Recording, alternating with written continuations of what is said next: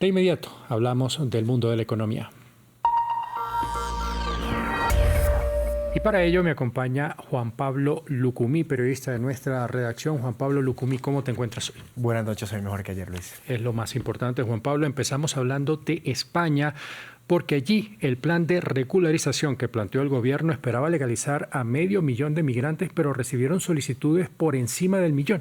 Así es, 1,2 millones de solicitudes fueron las que recibieron. Recordemos que esta fue una medida que el país desplegó a inicios de año y es un plan con el que pretende integrar a los extranjeros que ya viven y trabajan en el territorio nacional sin autorización.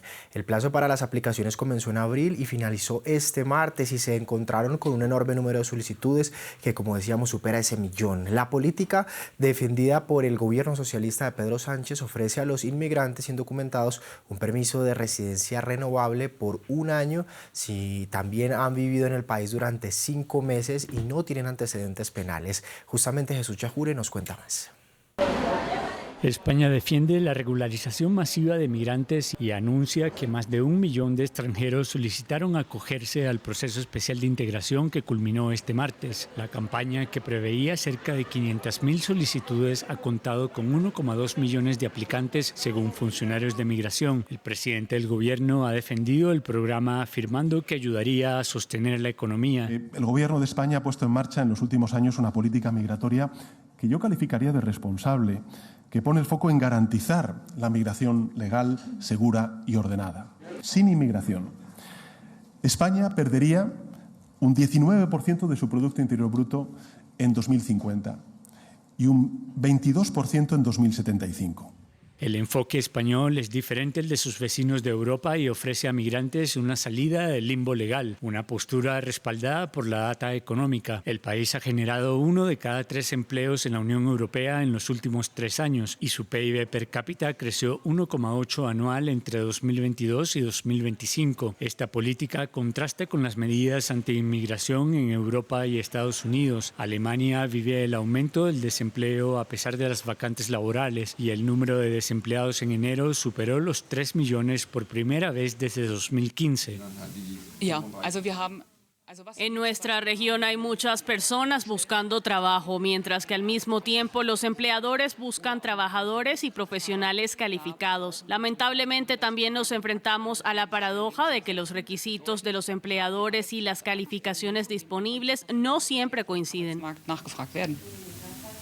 Los legisladores europeos aprobaron recientemente normas migratorias más estrictas que permitirán la creación de centros de deportación fuera del bloque, una política criticada por el presidente francés Emmanuel Macron y grupos de defensa de derechos humanos. Juan Pablo, pero el gobierno ha defendido este plan como una estrategia económica y no como una movida política, pero ¿cómo esto podría afectar la economía de España? Luis, pues hace unos segundos lo escuchábamos, justamente Pedro Sánchez decía, sin inmigración España perdería el 19% de su PIB, daba una proyección para 2050 y también dijo que el hecho de que más de 1 millón de personas se presenten demuestra que la medida es muy necesaria. De hecho, veamos la imagen general del comportamiento de la economía de este país ibérico que después de la pandemia mostró un sólido repunte en su PIB en torno al 6,5% en los 2 años consecutivos y luego le ha costado también mantener un crecimiento que esté por encima del 3%, esto según el Instituto Nacional de Estadísticas de España. Hay que decir que la economía de este país está fuertemente soportada sobre un sector turístico en expansión, condiciones energéticas favorables y un fuerte gasto doméstico en toda una cadena en la que participan miles de inmigrantes en distintos trabajos. Hay que recordar que el programa de regularización permitía a los inmigrantes indocumentados que vivían en España antes del 1 de enero de 2026 solicitar permisos de residencia temporal y de trabajo siempre que no tuvieran antecedentes penales con el objetivo de ser incluidos en el sistema del país, lo que para el Estado también representaría una mayor contribución de impuestos por estos cientos de miles de inmigrantes que se legalizarían. Sánchez afirmó que la inmigración ayuda a mantener el estado de bienestar español y a contrarrestar el declive demográfico, añadiendo que sin inmigración el país perdería alrededor de 90.000 barras, 220.000 granjas y 50.000 aulas para mediados del siglo.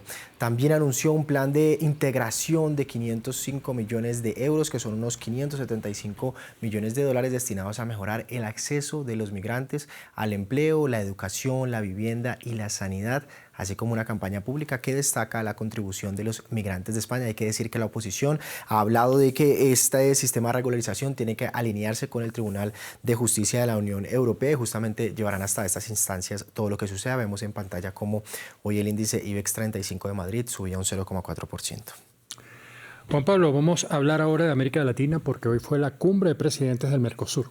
Así es, Luis, una cumbre celebrada en Paraguay en la que se criticó la asimetría del acuerdo entre el Mercosur y la Unión Europea. Desde Asunción, el presidente paraguayo dijo que la cancha no está nivelada para todos por igual. Aseguró que los países latinoamericanos presentes en el acuerdo no tienen el mismo mercado, ni las mismas industrias, ni la misma logística para también compararse con los países europeos, argumentando justamente esa asimetría de la que hablamos. En particular, el presidente Peña hacía referencia al sensible problema del reparto de cuotas de exportación con preferencias arancelarias en el bloque regional para los productos destinados a la Unión Europea. Y es que justamente este bloque comunitario ofrece cuotas de importación con beneficios arancelarios y es el Mercosur el que debe resolver cómo distribuye el volumen entre sus socios. Con esto como telón de fondo, los jefes de Estado presentes en la reunión, que hay que decir que Argentina no estaba presente, aprobaron el inicio oficial de conversaciones para un acuerdo de asociación comercial con Japón y discutieron los detalles técnicos justamente de ese acuerdo con la Unión Europea, firmado en el pasado enero en la capital paraguaya y parcialmente vigente desde mayo, Luis. Vamos a seguir en la región, Juan Pablo, pero esta vez para hablar sobre los movimientos en tasas de interés en algunos países de la región. Y te propongo que iniciemos en Colombia, en donde el Banco Central decidió elevar en 75 puntos básicos su tasa de referencia hasta dejarla en 12%, mientras la inflación en ese país andino está en el 5,8% interanual. Eso es a 2,8 puntos porcentuales de distancia del objetivo que espera el Banco Central para considerar la inflación sana, aunque hay que decir que evidentemente por allá en 2023 había una inflación muchísimo más alta, en torno a un 12% de 2 dígitos.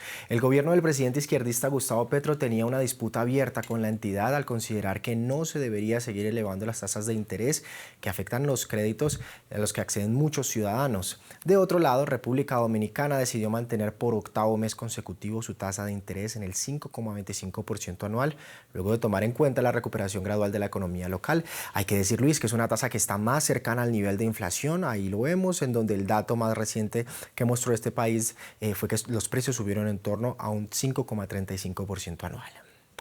Estaremos muy atentos a esos cambios en el futuro. Juan Pablo Lucumí, muchas gracias por este repaso al mundo de la economía. Ha sido un placer acompañarlos, Luis. A ustedes gracias por estar con nosotros. Haremos una breve pausa y ya venimos con más.